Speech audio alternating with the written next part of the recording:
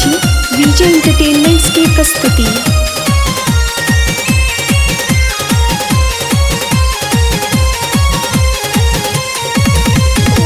दर्शन के हम भूखल जननी,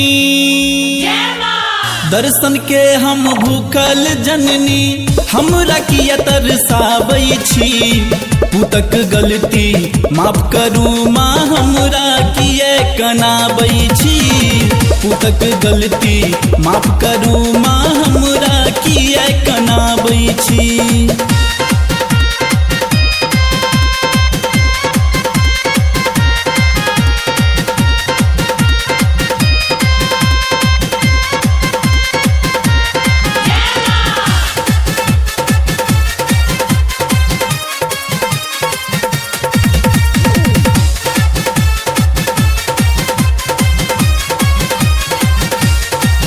हमर पैर में पड़ गेल छाला, कहै छी कानी कानी।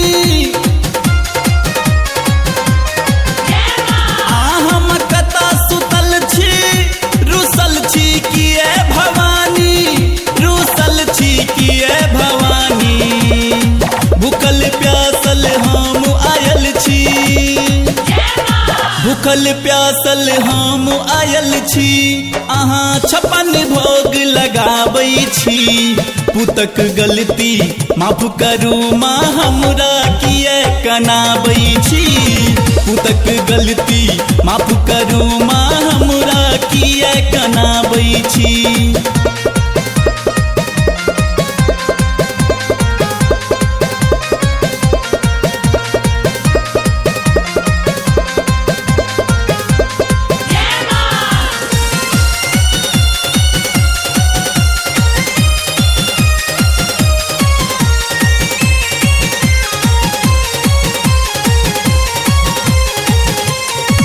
महिमा अहाँके बड़ भारी, पूरा दुनिया जानैए।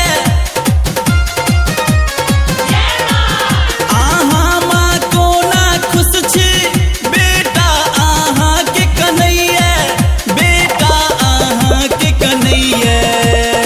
चुप मैया किए बैसल छी, चुप मैया किए बैसल छी। हमू जखन पूजै ला नित आबै छी। पुतक गलती माफ करू माँ, हमरा किए कनाबै छी। पुतक गलती माफ करू माँ, हमरा किए कनाबै छी।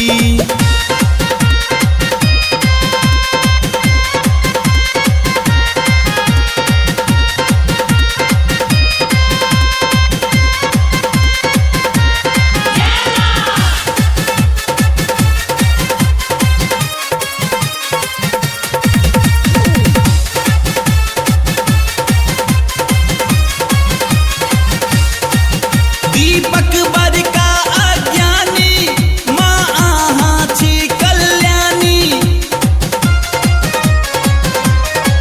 मैं मांगी सोना चानी, दर्शन दिया अम्बे रानी, दर्शन दिया अम्बे रानी। जय कहैया सुनू ये मैया, विजय कहैया सुनू ये मैया। हम अहीं के भजन हम गाबै छी। पुतक गलती माफ करू माँ, हमरा किया कनाबै छी। पुतक गलती माफ करू माँ, हमरा किया कनाबै छी। दर्शन के हम भूखल जननी, हमरा किया तरसाबै छी। पुतक गलती माफ करू माँ, हमरा किया कनाबै छी। पुतक गलती माफ करू माँ, हमरा किया कनाबै छी। सब्सक्राइब करू विजय एंटरटेनमेंट चैनल के आ घंटी के निशान के जरूर दबाओ, हमरा सबक वीडियो सबसे पहले देखबाक।